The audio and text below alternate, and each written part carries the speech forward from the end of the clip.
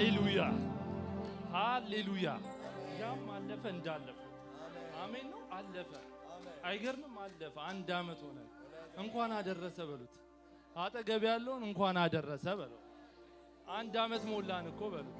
እንዴ ዛሬ እኮ ለሻሎም ሃፒ በርዝዴ ነው። የጌታ ስም ይባረክ። በጣም ድንቅ ጊዜ አይደል? ጅማሬው በቃ ሲጀመር ራሱ ሰዓት ነበር። እስካሁንም እሳት ሆኖ እየቀጠለ ነው። ጌታ ስም ይባረክ። ሃሌሉያ ሃሌሉያ። የለበሳችሁት ቲሸርት ያልገባችሁ ካላችሁ ዛሬ እንነግራችኋለን። የቸርቻችን መሪ ቃል ከኔ ቀጥሎ ትሉታላችሁ። ልጆችሽ ኧረ አይሰማም በልተን እሺ ልጆችሽ የልጆችሽም ሰላም የበዛ ሰላም ነው ያለው እዚህ ቤት። ኢየሱስ ነው እየተሰበከ ያለው። ስብከት እንዳልጀምራል። የጌታ ስም ይባረክ። ትላንት በሚመስል ሁኔታ 3-4 ሰው በሚመስል ሁኔታ ዛሬ ደርሰናል። የማያልፉ የመሰሉ ቀናቶችን አልፈን ዛሬ ደርሰናል። አሜን ነው። የጌታ ስም ይባረክ። መቆም ከኛ ስላልሆነልን ከላይ ስለሆነልን፣ ስለዚህ ምህረትን የሚያገኘን የተማረም ነን። ስለዚህ ልጆችሽ ከማን የተማሩ ይሆናሉ? የጌታ ስም የተባረከ ይሁን። በጣም ድንቅ ጊዜ ይኖረናል። በጣም እናንተ ፊት መቆም በጣም ከባድ ነው። ትልልቅ ሰዎች ባላችሁበት መቆም በጣም ከባድ ነው። ግን እግዚአብሔር ጸጋ ሲሰጥ እንደዚህ ነው። ከጀርባ ነው የምታውቁኝና ዛሬ ከፊት መጥቻለሁ። ባረክ። አንድ አመት ይመስላል። እውነት ኢሞሽናል ያደረገኝ ነበርና በጣም በቃ የሚደንቅ ጊዜ ነው ያሳለፍነው። እንደዚህ አይነት ቤተሰብ ስላለኝ እኔ ኮራለሁ። በእውነት በጣም ወጣ እግዚአብሔር እየረዳን ቤተሰብ እያረገን እርስ በራስ እያቀራረበን አንድ አመታቶችን እንደዚህ ያሳልፈናልና ቀላል አይደለም። አንድ አመት ቀላል አይደለምና አንድ ቀን ሲጨመር አንድ ቀን ላይ አንድ ቀን ሲጨመር ነው እዚህ የደረስነውና ከባድ የሚባሉ ጊዜያቶች፣ ደስ የሚሉ ጊዜያቶች በሁሉ አሳልፎ እግዚአብሔር እዚህ ስላደረሰን እስቲ እልልታ ጭብጨባ።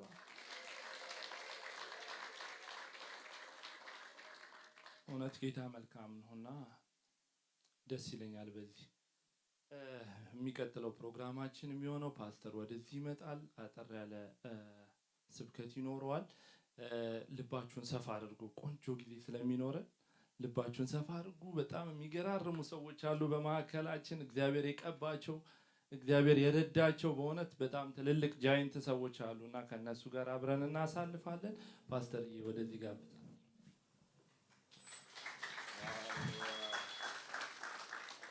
እግዚአብሔር ይመስገን። በጣም ብዙ አሊዛችሁ ግን አንድ መሰረታዊ የሆኑ ነገሮችን ስለዚህ ቤተክርስቲያንም በአጭሩ ሊገልጽልን የሚችል አንድ ቃል በልቤ ውስጥ አለ። እሱን ነው ማካፍላችሁ። እንግዲህ እያንዳንዷን ፒክቸር ስንመለከት ብዙ ኢሞሽናል የሚያደርጉን ብዙ ነገሮች አሉ። በእያንዳንዱ ቀን ምን አይነት ነገር ውስጥ እንደነበርን ስለምናቅ ነው። አንዳንዴ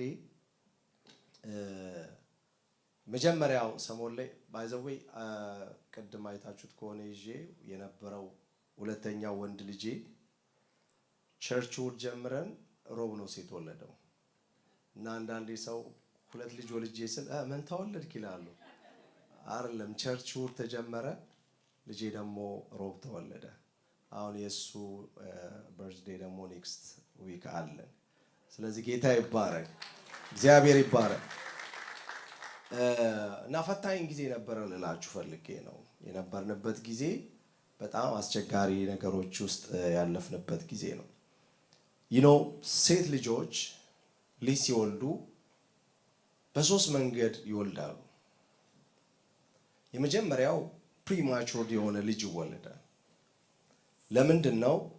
ልጁ በእናቱ ማህፀን ውስጥ መቆየቱ ለእናቱም ለሱም አደጋ ሲሆን ሐኪሞች ይቀዱታል እና ልጁ ይወጣል። ያ ሁሉ ፕሮሰስ ግን ለህይወት ነው አይደል? ህይወት ለማስቀጠል ነው። ነገሩ ግን ከባድ ነው። ያስጠላል አይደል? ደስ አይልም። ስቲል ግን ፔን አለው። ስቲል ግን ለምንድን ነው? እስቲ ለህይወት ነው በሉ። ለህይወት። ሁለተኛው ደግሞ ልጁ ጊዜው ይደርስና ማቹርድ ይሆንና እናትየው ምን አድርጋ ታስወጣዋለች? ገፍታ። እስቲ ገፍታ በሉ። አሁንም ለምንድን ነው? ለህይወት ነው። ካልተገፋ ይሞታል ልጁ። መውጣት አለበት። እዚህ ምን ማድረግ አለባት እናት? እሷም እያመማት ነው። ልጁም ከዛ ኮንፈርት መውጣት አይፈልግም። ሲጮህ ሲያለቅስ ይወጣል። ግን አሁንም ለምንድን ነው? ለህይወት ነው። ሶስተኛው ልጁ ይመቸዋል፣ እዛው አልወጣም ይላል አይደል? እናትም ትገፋለች፣ ልጁም አልነቃነቅም። አረግፊ ይሏታል። ብትገፋ መድኃኒት ቢሰጧትም አትወጣም፣ አይወጣም። ስለዚህ አሁንም ለህይወት ተብሎ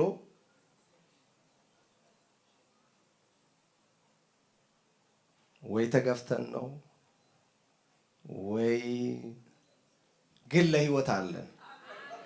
ጌታ ይባረክ። እስቲ ለጌታ ክብር። ዋናው ለህይወት፣ ሌላ ምንም ከማንም ጋር ምንም ጉዳይ የለንም። ለህይወት እየሰራልን ነው። ኢየሱስ ጌታ ነው። በየትኛውም መንገድ ብታልፍ ለህይወት ነው የሚሰራል በሉት። አጠገባችሁ ያለውን ሰው ለህይወት፣ እግዚአብሔርን ለሚወዱ እንደ ሐሳቡም ለተጠሩ ነገር ሁሉ ሁሉ ሁሉ ተያይዞ ለምንድን ነው? እግዚአብሔር ይባረክ። ስለዚህ ፕሪማቹርድም እንሁን በጊዜያችንም ተገፍተን እንውጣ፣ አልወጣም ብለንም በግድ ተጎትተንም እንውጣ፣ ግን ለህይወት ወጥተናል። ህይወት እየቀጠለ ነው። እግዚአብሔር ይባረክ። ዛሬ ማካፈላችሁ ቃል ትንቢተ ኢሳይያስ 54 የሻሎም ቤተክርስቲያን ፌቨራይት ጥቅስ ነው። ጌታ ይባረክ። ሁላችንም የለበስነውን ቲሸርት ላይ አንድ ቃል ትመለከታላችሁ። ምን የሚል? የተማረ ወይም የተማሩ የሚል ጥቅስ አለ። እቺ ቤተክርስቲያን ሻሎም ቤተክርስቲያን የተመሰረተችበት ፋውንዴሽን የሆነ ጥቅስ ነው። ይህ ጥቅስ ነው። አማርኛውን ለሁለት ነገር እንጠቀመዋለን እኛ ይህንን አንደኛ ዓመት ስናከብር። አንደኛ የተማረ ኤዱኬትድ የሆነ፣ ሁለተኛው ምህረት የበዛለት የተማረ። ሌላ ምንም ታሪክ የለንም። ምንድነው ቴክኒኩ ታክቲኩ ብትሉኝ ከምህረት ውጪ ምንም ነገር የለም። የእግዚአብሔር ምህረት ብቻ። ኢየሱስ ጌታ ነው። ከቁጥር 11 ጀምሮ ላንብብላችሁ።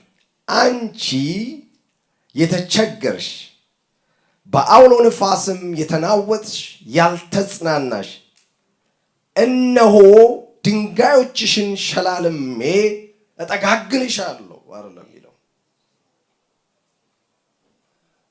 ኢየሱስ ጌታ።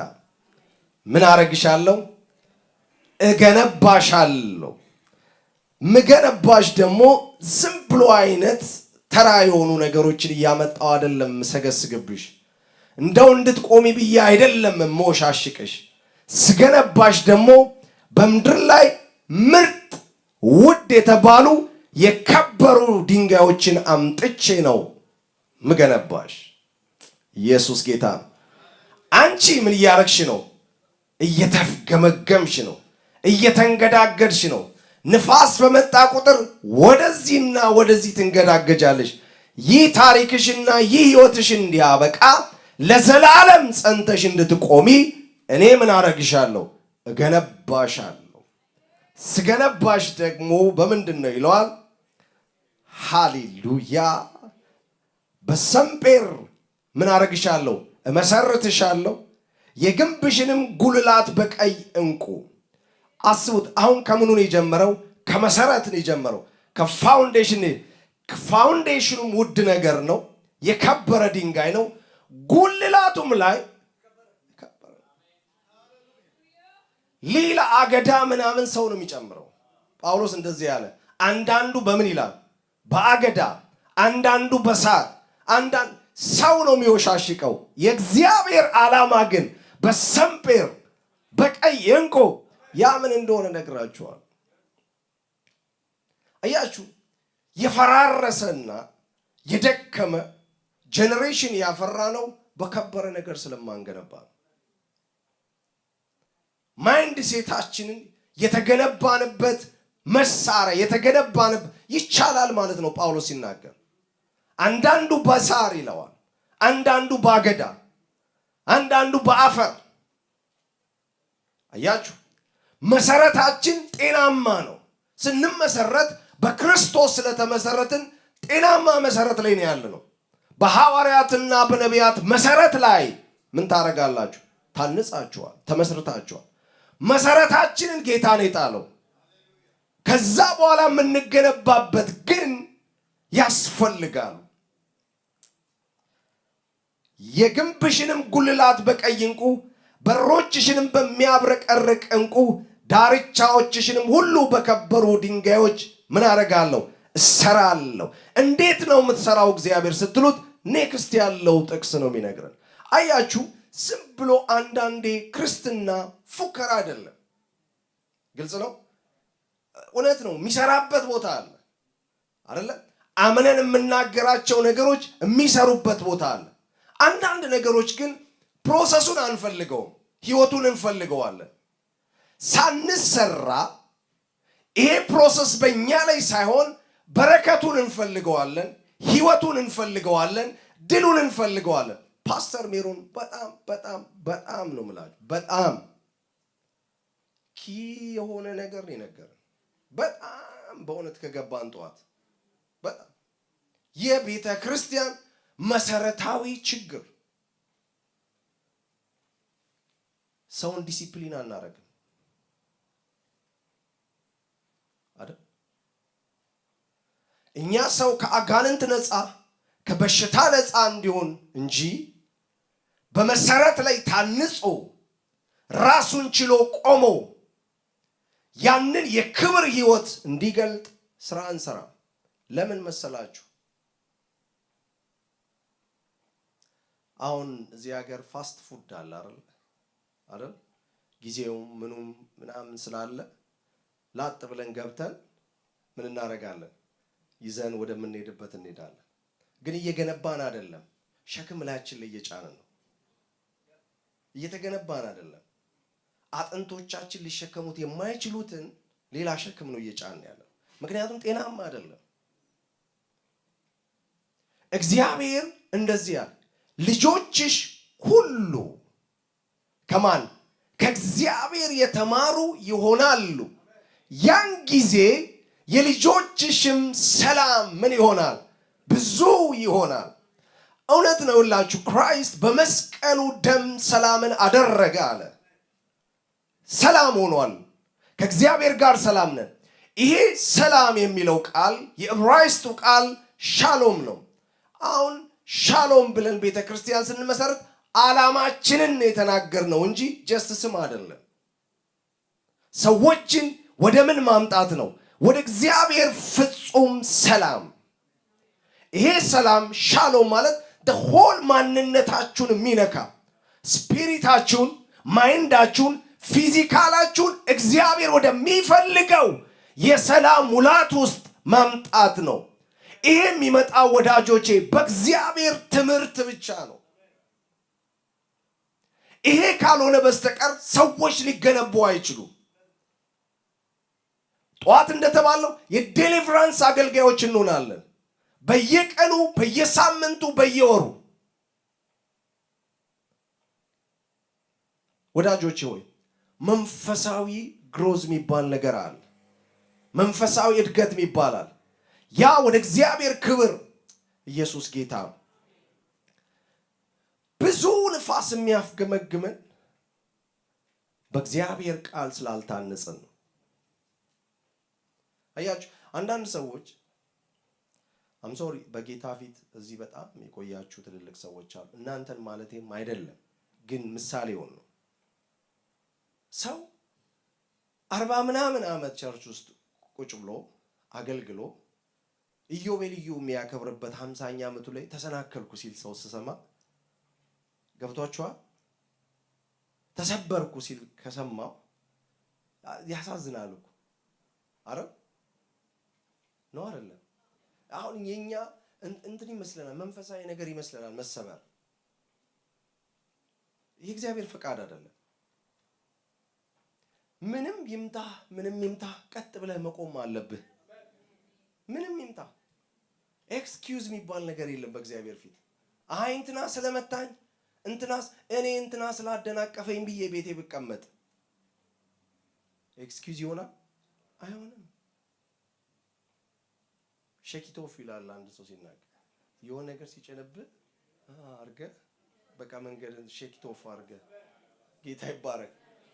የፈረሱን ታሪክ ሰምታችኋል? ሸኪቶፍ እያደረገ ትልቅ ጉድጓድ ሰውየው አገልግሎ ሲደክምበት ጉድጓድ ውስጥ አለው እና ሊቀብረው ፈልጎ ነው እና አፈር ይጭንበታል እና ፈረሱ ሸኪቶፍ ያደርጋል እና ሸኪቶፍ ሲያደርግ አፈሩ ከታች ይወርዳል፣ እግሩ ከፍ ይላል። ሸኪቶፍ እያደረገ መጨረሻ ላይ የሚደፋበት አፈር አወጣ ወደ ላይ። አልገባችሁም? ሸኪቶፍ ካደረግ አፈር አይቀብርም፣ ድንጋይ አይቀብርም፣ ወሬ አይቀብርም፣ ሐሜት አይቀብርም፣ ሰይጣን አይቀብርም። ያው ምን ያደርጋል? ከፍ እስቲ ሸኪቶፍ በሉ። ሸኪቶፍ አራግፍ። ክርስትና ታውቃላችሁ የእይታ ጉዳይ ነው። እዚህ ቦታ ነግሬያቸዋለሁ። በካሌብና በኢያሱ እና በቀሩት በ10 መካከል የእይታ ጉዳይ ነው። እነዛ 10 ምን አሉ? ሲያዩዋቸው እኛ በእነሱ ፊት እንደምንድነን? እንዳንበጣነን አሉ። እውነት ነው። ፊዚካል ካልኩሌሽኑ እሱ ነው። ሲታዩ በእነሱ ፊት ምንድናቸው? እንዳንበጣ ናቸው። ካሌብና ኢያሱ ግን የአንበጣን ሌላ ባህሪ ተናገሩ። ታውቃላችሁ በምድር ላይ ከአቅሙ በላይ የሆነ ነገር መብላት የሚችል አንበጣ ምናምን ሄክታር መሬት ብቻውን ሊያጭድ ይችላል። አንተ በትራክተር መሸከም የማትችለውን እህል እቺ የምታክል አንበጣ ልትፈጀው ትችላለች። እንደዚህ ያሉ ካሌብና ኢያሱ። አዎ እንዳንበጣ ብንሆን አንበጣ ሌላ ባህሪ ያለው አለ። ከፊታችን ያሉትን ሁሉ ኃያላን የሚባሉትን እንደምን እንበላቸዋለን? እንደ እንጀራ እንበላቸዋለን። the same problem። አንተ ትፈራለህ፣ ሌላው እንደ እንጀራ ይበላዋል። ለምን? እይታ፣ የተገነባህበት ግንባታ፣ የተቀረስክበት መቀረጽ። ስለዚህ እግዚአብሔር ምን አለ? ልጆችሽ ሁሉ ከእግዚአብሔር የተማሩ ይሆናል፣ የልጆችሽም ሰላም ብዙ ይሆናል። የምትገነባበት መሳሪያ ይወስነዋል። እና እግዚአብሔር እንደዚህ ያለ ስገነባሽ ግን በምን ገነባሽ አለው? በጽድቅ ትታነጫለሽ። ራይቸስ የሆነ ሜንታሊቲ ከሌለ፣ ራይቸስ የሆነ አስተሳሰብ ከሌለ፣ በክርስቶስ ኢየሱስ የተገነባበትን ያንን መሰረት ካልያዝ ማይንድን መስራት አለብህ በእግዚአብሔር ቃል። እግዚአብሔር እንደዚህ አለ። የመጀመሪያው ይኸውላችሁ በሰምጴር ምን አረግሻለሁ?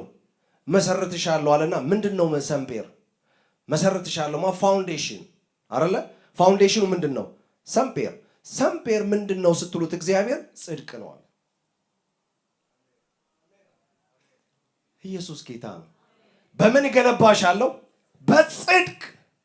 የምንም ነገር መጀመሪያው መጽሐፍ ቅዱስ ሮሜ ምዕራፍ 5 ላይ ሲናገር ይላል የጽድቅንና የጸጋን ብዛት የሚቀበሉ ሁሉ በሕይወት ላይ ምን ያደርጋሉ? ይነግሳሉ። ምንን የሚቀበሉ? ጽድቅን የሚቀበሉ የሚሰሩ፣ የሚደክሙ፣ የሚለፉ ምን የሚያደርጉ? ሰጪ ያለ ተቀባይ ያለ ማለት። የሁሉ ነገራችሁ መሰረት በክርስቶስ ኢየሱስ ባገኛችሁ ጽድቅ ላይ መቆም ነው። ፋውንዴሽኑ እሱ ነው። እና ምናል ከግፍ ራቂ፣ አትፍሪም፣ ድንጋጤም ወደ አንቺ አይቀርም። የማይቀር ሌላ ነገር። አሁን እግዚአብሔር ምን አለ መሰላችሁ?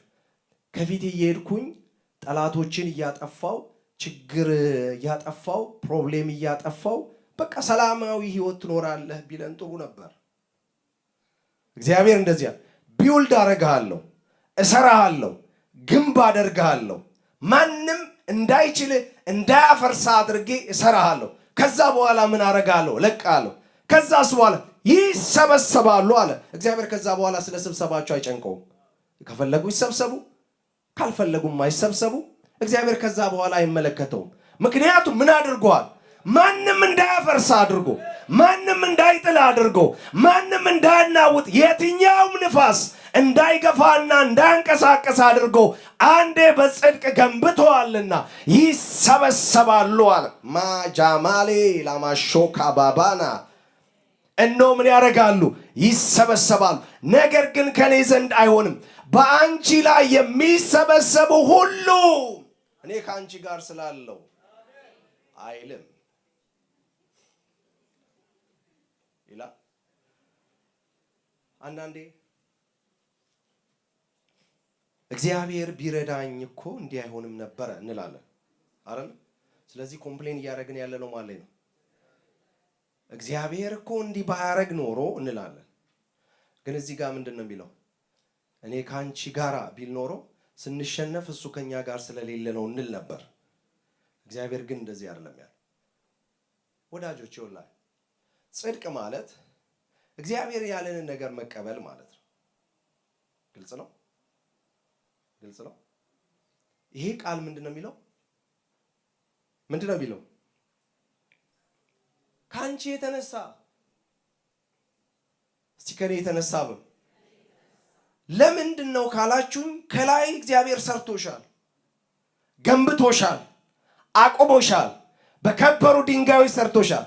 ከዚህ በኋላ ምንም ይምጣ ምን እግዚአብሔር ስጋት የለበትም። ምክንያቱም የእግዚአብሔር ቃል ፋውንዴሽን ነው።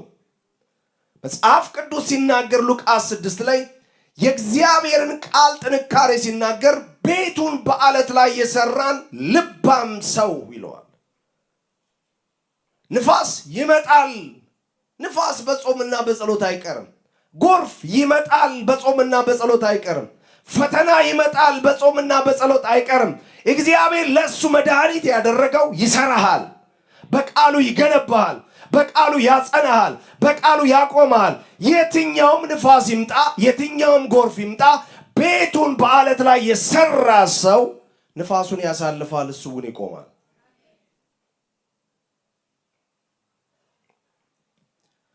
ስለዚህ እንደዚህ ያለ ካንቺ የተነሳ ምን ያደርጋሉ? ይወድቃል።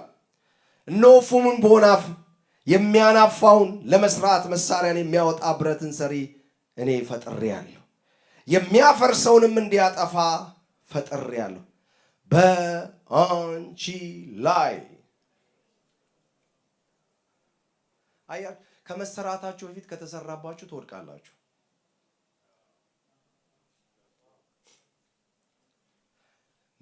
መክብብ ላይ ምን ይላል? ደጋሚ ሳያገኛት እባቡ ብትነድፍ ችግር የለውም አይደለ? ግን ደጋሚው ካገኛት በኋላ ካገኘህ ሌላ ተጨማሪ ኃይል ገብቷል። አይ ሳትሰራ አጅሬው ከሰራብህ ትወድቃለህ ወይም ቻሌንጅ ይሆንብሃል። ስለዚህ ካንቺ የተነሳ አይሆንም፣ ካንቺ የተነሳ ይወድቃሉ። ይሄ ሁሉ ብሌሲንግ፣ ይሄ ሁሉ ድል መንሳት ያለው በመሰራት ውስጥ ነው። በአንቺ ላይ የተሰራ መሳሪያ ሁሉ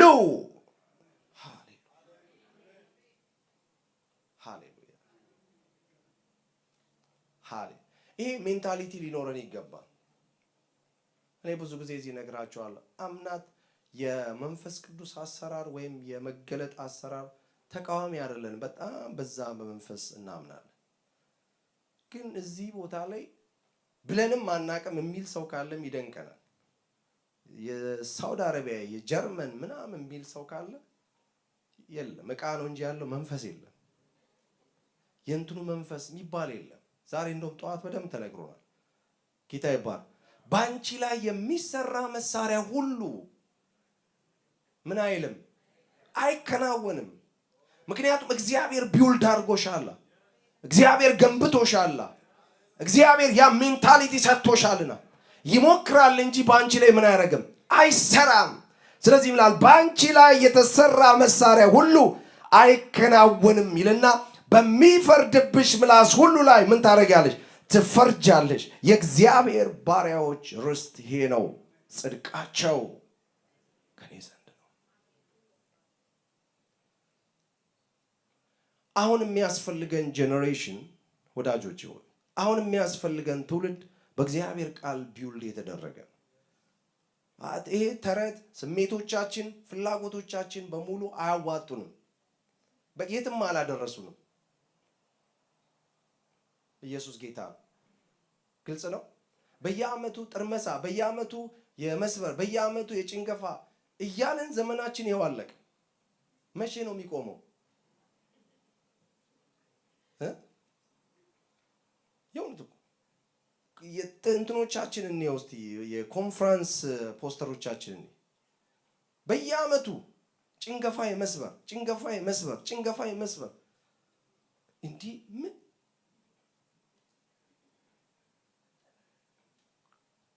እኛ መቼ ነው የምንሰብረው?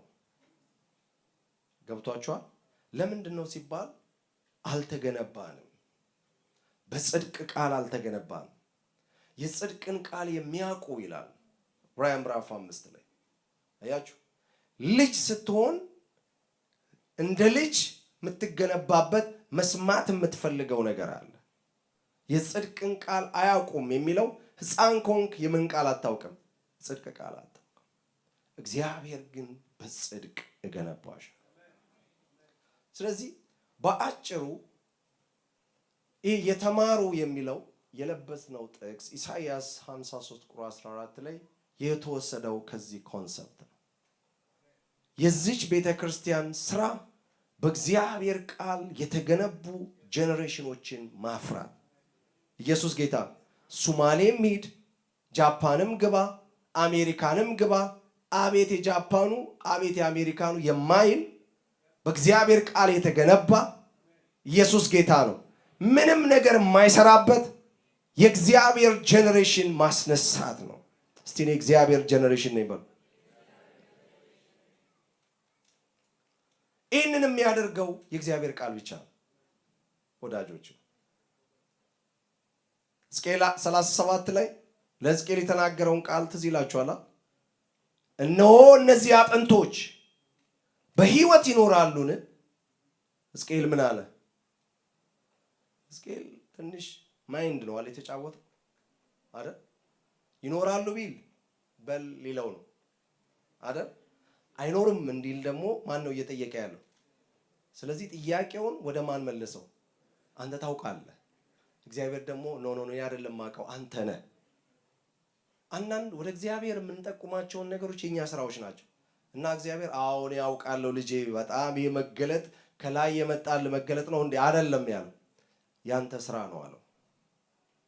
የማን ስራ ነው? ያንተ ስራ ነው። እነዚህ አጥንቶች በሕይወት ይኖራሉ? አሁን ይኖራሉ። አንተ ግን ምን ማድረግ አለብህ? መናገር አለብህ። አንተ ስትናገር እኔ ምን ልካለሁ? መንፈስ። አጥንቶች ከአጥንት ጋር ይገጣጠማሉ፣ ይያያዛሉ፣ አካል ይለብሳሉ። ከዛ ደስ የሚለኝ ቃል አለ፣ ታላቅ የሚል ቃል አለ። ይህ እኮ በሕይወት ያሉ ሰዎች ናቸው ምድር ላይ የሚንቀሳቀሱ። ሞራላቸው፣ አስተሳሰባቸው፣ አመለካከታቸው፣ እይታቸው ግን ከሞተ ሰው በታች የሆነ የደከሙ፣ ተማርከው በመሄዳቸው ተስፋ የቆረጡ፣ ከዚህ በኋላ ሕይወት የሚቀጥል ያልመሰላቸው የደከሙ ሰዎች ናቸው። እግዚአብሔር እንደዚህ አለ፣ መቃብር ውስጥ እንደገባ ሰው እንኳን ተስፋቸው ቢሆን አለ ቃሌን ከተናገርክ እኔ መንፈሴን እልካለሁ፣ እነዚሁኑ ሰዎች መልሼ ታላቅ ሰራዊት አደርገዋለሁ። ወዳጆች ይሄ ከገባችሁ በጄኔሬሽን ተስፋ አትቆርጡ። ምን አይነት ጄኔሬሽን ነው አልልም እኔ። ማንም ይሁን ማን የእግዚአብሔርን ቃል ከሰማ ታላቅ ሰራዊት ይሆናል። ተስፋ አንቆርጥም። በማን ቤት በዚህ ጄኔሬሽን ተስፋ አንቆርጥም። የእውነቴን ነው አንቆርጥም።